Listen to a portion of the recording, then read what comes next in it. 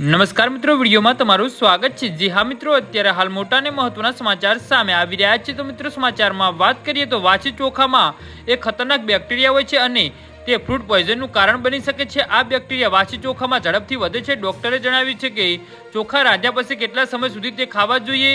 ભારતમાં ચોખા સૌથી વધુ ખાવામાં આવતો ખોરાક છે અને લગભગ બધા જ ઘરોમાં રાંધવામાં આવે છે। જી હા મિત્રો, અત્યારે હાલ મોટા ને મહત્વના સમાચાર સામે આવી રહ્યા છે।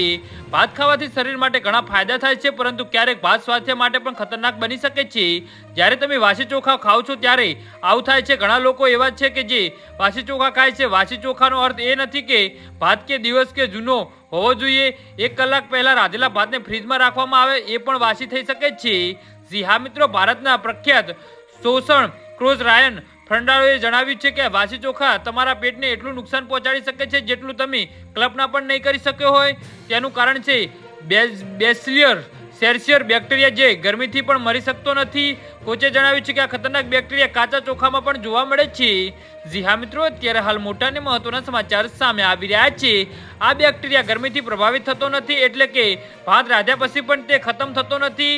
તે ખતરનાક પણ છે કારણ કે તે યોગ્ય સમયની રાહ જુએ છે અને તેના વિકાસ માટે યોગ્ય સમય છે, જે કે જ્યારે તમે ચોખા રાંધો છો અને તેને તમે રાખો છો, એટલે કે જ્યારે તે વાસી થઈ જાય છે। જી હા મિત્રો।